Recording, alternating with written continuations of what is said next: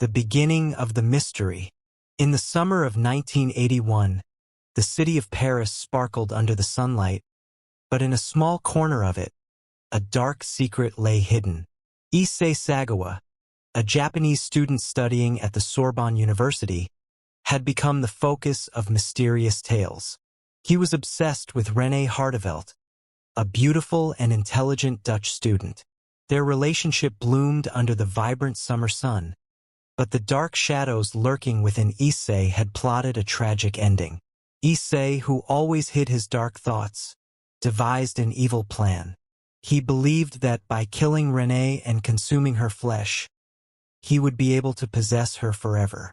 Renée's life, with all its beauty and vitality, would eternally belong to him. The horrific murder. On one fateful evening, Sagawa invited Renée to his apartment under the pretense of discussing a literary work. As Renée sat engrossed in a book, he suddenly shot her with a gun he had prepared. She had no time to react, and her death came swiftly and brutally. But what was most horrifying was what transpired afterward. After killing Renée, Sagawa not only mutilated her body but also consumed her flesh. He kept some parts to eat over the following days. In his mind, this was the only way to keep Renée with him. However, his gruesome actions could not escape the watchful eyes of fate. The mystery begins. On June 12, 1981, when Sagawa attempted to dispose of the remaining parts of the body in a park, he was arrested. The police not only found horrifying remnants but also discovered photographs he had taken of Renée during the days he kept her body. He was taken to a mental hospital for evaluation.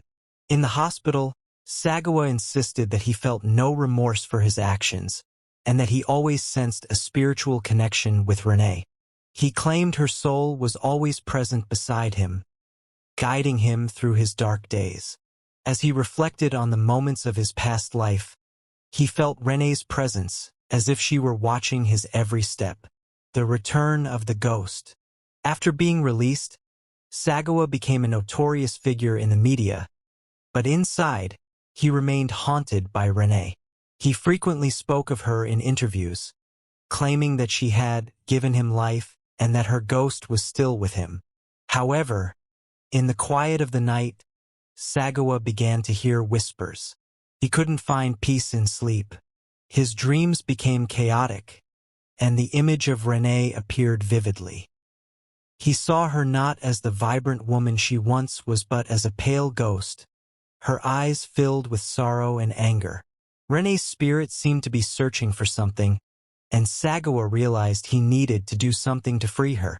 The quest for forgiveness. Driven by the spirit of Renée, Sagawa embarked on a strange journey. He roamed around Paris, from cafes they once visited to the streets Renée had walked. He sought her memories, the places her spirit might inhabit. He even began attending seances, hoping to connect with Renée. At one seance, Sagawa felt Renée's presence strongly. He asked her if she could forgive him. The witnesses in the room experienced something miraculous. The lights suddenly went out, and a cold breeze swept through. He felt a gentle hand touch his shoulder, and then a voice whispered, "Set me free." The final confrontation. Prompted by Renée's spirit, Sagawa decided to search for the remains of her body that he had discarded. He planned a peculiar expedition back to the park where he had tried to dispose of them. He knew this could lead him to confront his dark past, but he felt it was the only way to liberate Renée. On a stormy night, Sagawa returned to the park. The rain poured heavily, creating a somber and chilling atmosphere. He began to dig into the ground, searching for the remains he had cast away. Suddenly, he felt as if something was pulling him down. When he looked into the hole, he saw a glimmering object. He pulled up a gold ring, the one Renée had often worn. With a heavy heart, Sagawa collapsed to the ground, tears streaming down his face. He cried out, "I'm sorry, Renée. I was wrong." Amid the rain, Renée's ghost appeared before him, And this time, her gaze was no longer angry but filled with compassion. A miraculous resolution. After that miraculous encounter, Sagawa felt a heavy burden lifted from him. He decided to live a new life, not only to atone for his sins but also to honor Rene's memory. He wrote a book about their story, not just about the crime but about the love he once had and the pain of loss. Though Rene's spirit still haunted him, it was no longer a threat. He felt her presence as a source of inspiration, guiding him toward better things in life. He became an advocate, helping victims of violence and crime. Sagawa's story became a legend in the media, but for him, it was not just a tale of crime but a journey toward seeking forgiveness and finding light in darkness. He had found a way to move on, and in every step he took, Rene's spirit remained beside him, a reminder of life and death, love and brutality, a twist of fate. However, the story was not over. One night, as Sagawa was preparing for a public speaking event about his life, he received an anonymous letter. The envelope was unmarked, but inside was a photograph, one he recognized all too well. It was a photo of Rene, but the image was altered. In it, Rene's face was distorted, her eyes glaring at him with a fierce intensity. The note read, "You think you can escape your past? I am coming for you." Chilled to the bone, Sagawa felt a sense of dread wash over him. Was this a prank? Or was it the spirit of Rene, angry for being disturbed? Over the following weeks, strange occurrences began to plague him. Shadows flickered in the corners of his vision, whispers echoed in his mind, and he began to see a figure resembling Rene lurking in the dark corners of his home. The haunting intensified, and he could no longer distinguish between reality and the supernatural. The haunting deepens. One evening, during a storm, Sagawa found himself trapped in his apartment. The lights flickered and died, plunging him into darkness. He could hear the faint sound of a woman crying, echoing through the walls. Panic set in as he fumbled for a flashlight, his heart racing. As he turned the beam around the room, the light landed on a figure standing at the far end. A woman with flowing hair and a pale face, her eyes reflecting sorrow and rage. It was Rene, but this time, she was not the gentle spirit he had encountered before. She looked as if she had come to reclaim something from him. "Issei," she whispered, her voice chilling him to the bone. "You thought you could escape me? You cannot run from the truth." Sagawa stumbled backward, fear consuming him. He understood that his attempts to atone might not be enough. He had taken her life, and now, perhaps her spirit demanded justice or retribution. A final reckoning.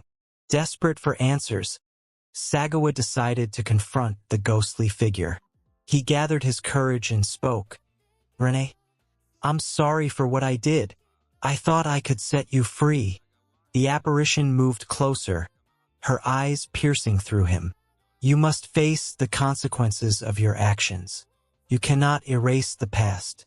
You must confront what you have done." Realizing that he could no longer hide from his sins, Sagawa sought out the very places they had shared, retracing their steps together. He visited the cafes, the parks, and the streets they had walked, recalling the moments of happiness mingled with guilt. One stormy night, he stood before the park where he had discarded her remains. The rain poured down, soaking him to the skin as he shouted into the void, "I cannot change what happened, but I will never forget. I will honor your memory." Suddenly, the wind picked up, swirling around him. He felt a warmth envelop him, and for a moment, he thought he saw a smile on Rene's face. It was a fleeting vision, but it filled him with a sense of hope. An unforeseen turn of events. Just as he felt a connection with her spirit, a strange light illuminated the park. Sagawa turned to see a figure standing nearby. It was a woman eerily similar to Rene, but with an aura of power surrounding her. "Who are you?" he asked, bewildered. "I am the Keeper of Souls," she replied, her voice resonating with authority. "I am here to guide those who have strayed. Your journey of atonement is just beginning." Issei felt a surge of fear and curiosity. "What do you mean?" "You must choose, Issei. Will you continue to hide behind your guilt? Or will you embrace the truth and find redemption?" Torn between fear and determination, Sagawa realized he had one last chance to confront his past. The journey ahead. With newfound resolve, Sagawa stepped into the light. The Keeper of Souls beckoned him to follow, leading him through a portal to an ethereal realm where time stood still. There, he would have to face his darkest fears, his guilt, and ultimately, the spirit of Renee. A realm between worlds. The air was thick with an otherworldly energy, and Sagawa found himself in a surreal landscape, a twisted reflection of Paris. The buildings were distorted, colors faded, and shadows danced ominously around him. It was a haunting echo of the city he once knew, but now, it was a playground for his guilt.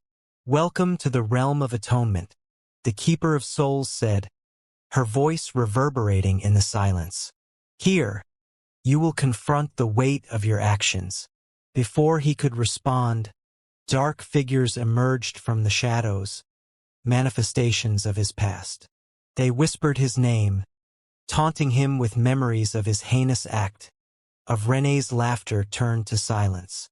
Each figure represented a moment of shame, a reminder of the life he had stolen. Sagawa's heart raced as he recognized each shadow. They formed a circle around him, closing in.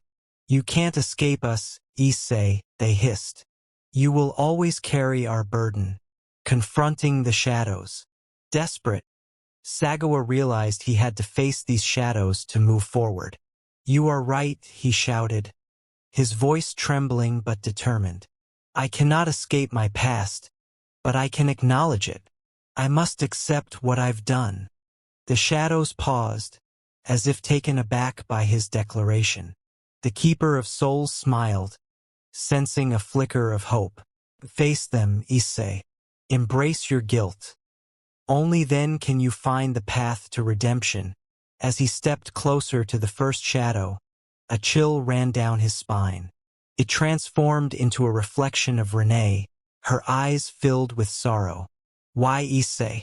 Why did you take my life?" she asked, her voice a haunting echo.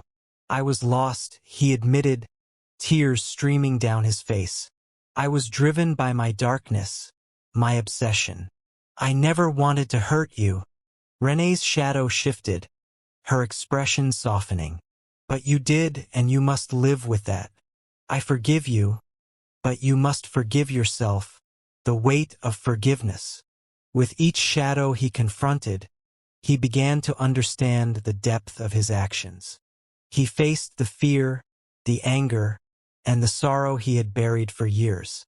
Each moment of confrontation stripped away a layer of his guilt, leaving him exposed but free. Finally, he stood before the last shadow, a grotesque representation of his own reflection, distorted and twisted. "You think you can redeem yourself?" it sneered. "You are nothing without your darkness." Sagawa took a deep breath. "I am more than my past," he declared.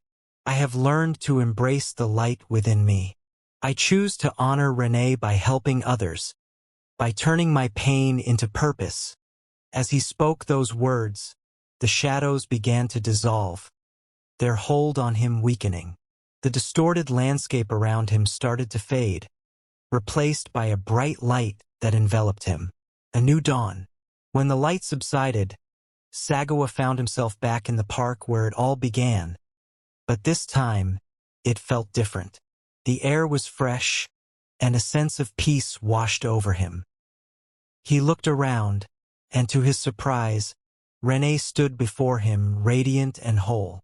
"Issei," she said softly, "you've taken the first step toward redemption.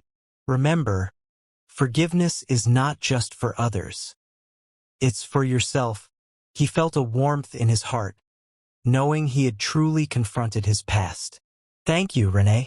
I promise to carry your memory with me and to make amends for what I have done. The legacy of Renee. From that day forward, Sagawa dedicated his life to honoring Renee's memory. He became an advocate for victims of violence, sharing his story not as a tale of horror, but as a cautionary narrative about the consequences of obsession and the power of forgiveness. His book became a bestseller, not just in Japan but around the world, touching hearts and changing lives. He spoke openly about his past, urging others to seek help and to understand the value of life and compassion. Despite the darkness that had once consumed him, he now shone as a beacon of hope for many. Renee's spirit, once a haunting presence, now served as his guiding light. A final encounter. Years later, during a charity event dedicated to supporting victims' families, Sagawa felt a familiar presence. He looked up to see a woman in the crowd, her resemblance to Renee striking. She approached him, her eyes shimmering with warmth. "Thank you for what you're doing," she said, her voice soothing. "You've turned your pain into purpose." Renee would be proud. Overwhelmed, Sagawa realized that he had indeed made a difference. As the event came to a close, he stepped outside, and for the first time in years, he felt a sense of closure. As he stood under the stars, he whispered into the night, "I will always carry you with me, Renee." And in that moment, a gentle breeze caressed his face, a reminder that love transcends even the darkest of pasts. A question of identity. As Issei stood under the starlit sky, a sense of calm washed over him. The encounter with the woman who resembled Renee left him feeling a mix of hope and confusion. Could it truly be her? The air was thick with unspoken questions. The mysterious woman had vanished into the crowd after their brief conversation, leaving Sagawa with a lingering sense of wonder. He decided to investigate further. Who was she? Was she merely a figment of his imagination, a projection of his guilt and longing for redemption? Or could it truly have been Renee, returned in spirit to guide him? The search for answers.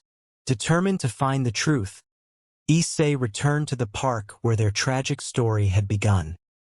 He recalled the details of his encounter with the woman, the way she carried herself, the warmth in her eyes, the way her voice resonated with familiarity.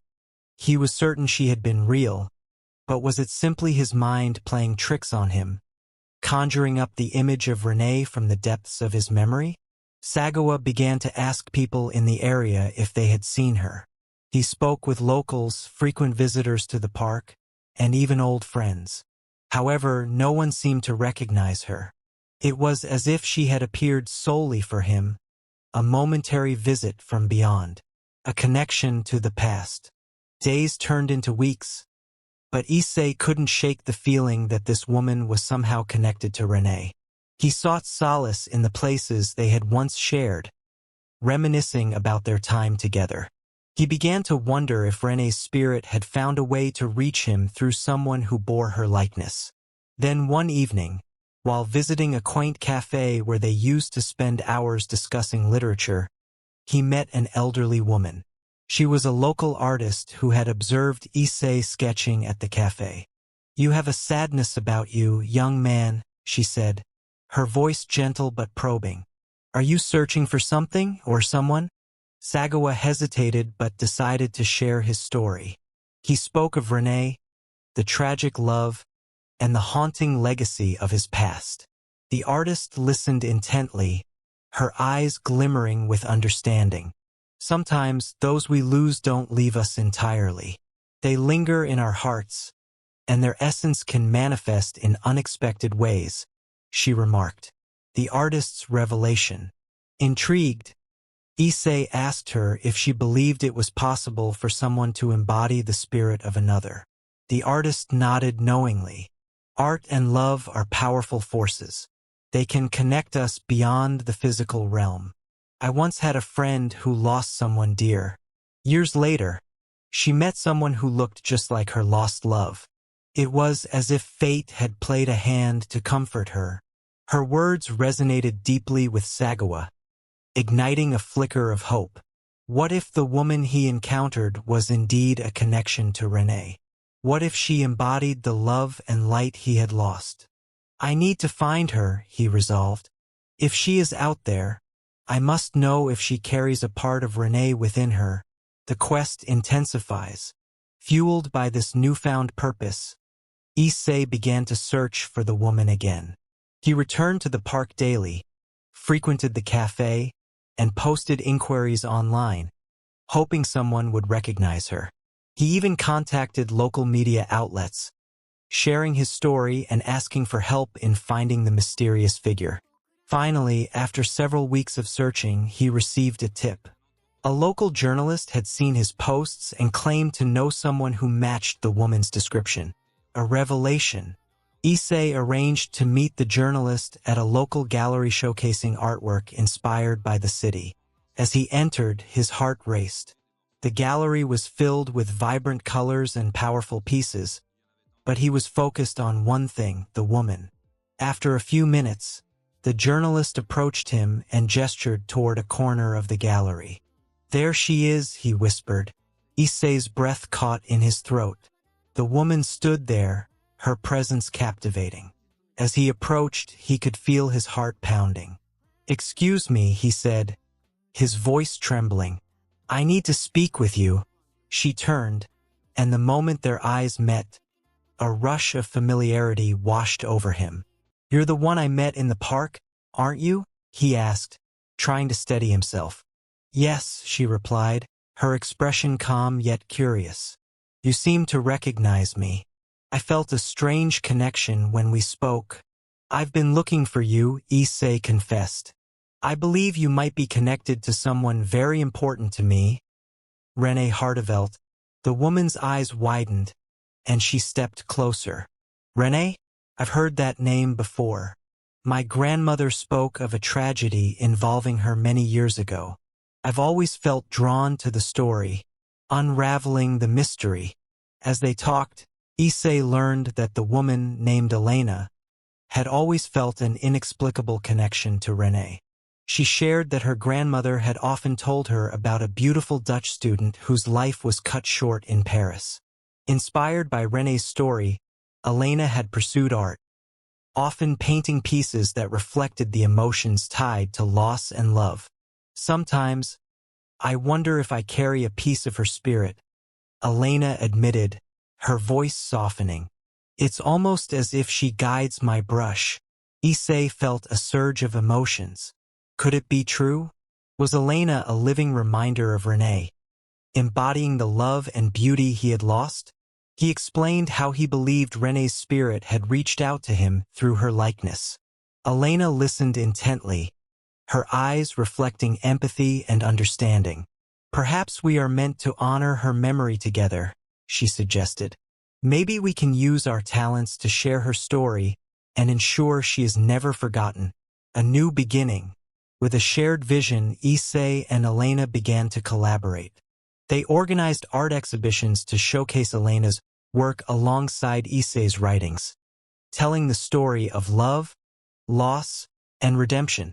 They traveled to schools, sharing Renee's story and the importance of compassion, urging others to confront their own demons and seek forgiveness. As they worked together, Issei felt a profound connection with Elena. It was as if Renee's spirit was alive in their shared mission, weaving their lives together in an intricate tapestry of healing. One night, as they prepared for an exhibition, Issei and Elena stood on the rooftop of a Parisian building, overlooking the city lights. "Do you think Renee watches over us?" he asked, gazing at the stars. Elena nodded, a serene smile on her face. "I believe she does. Her story is alive in us, guiding us toward a brighter future, a ghostly presence." In that moment, the wind picked up, swirling around them as if embracing their words. Issei closed his eyes, feeling an overwhelming sense of peace wash over him. The past no longer felt like a burden. It had transformed into a beautiful memory that fueled their passion for life. With each exhibition, they felt René's presence grow stronger. The love that had once been overshadowed by tragedy was now a beacon of hope, inspiring countless others to share their stories and seek healing. Years later, as they stood on that same rooftop, Issei realized that the connection they shared was not merely about appearances but about purpose. In Elena, he had found a partner who understood the depth of loss and the power of love. Together, they honored René's memory, ensuring that she would forever be remembered, not just as a victim but as a source of inspiration and light. A lasting legacy. In time, Issei published a book titled Whispers of the Heart, chronicling his journey from darkness to light. It became a bestseller, touching lives around the world. In its pages, he included Elena's art, weaving her paintings with his narrative to illustrate the bond they had forged through shared grief and hope. The closing chapter of the book expressed a profound truth. In every shadow, there is a light waiting to be embraced. And in every tragedy, there lies the seed of rebirth. Issei and Elena continued their advocacy work, reaching out to victims and survivors of violence, helping them find their voices and heal their wounds. Their partnership flourished, rooted in compassion and a shared mission to honor René's legacy. An enduring connection. As they sat together one evening, reminiscing about their journey, Issei reflected on how far he had come. Sometimes, I still feel René's spirit beside me, he confessed. It's as if she's guiding me toward the right path. Elena smiled, her eyes twinkling. I think that's a testament to the power of love. She will always be a part of you, and now, she's a part of me too. In that moment, Issei realized that while he could never change the past, he had the power to create a future filled with love and purpose. The woman he had encountered, whether a ghostly echo of René or a kindred spirit, had helped him confront his demons and forge a new path. And in the heart of Paris, beneath the same stars that once witnessed his darkest moments, Issei found solace in the knowledge that love transcended time and space. A truth that would forever guide him and Elena as they continued to honor the memory of René Hartevelt.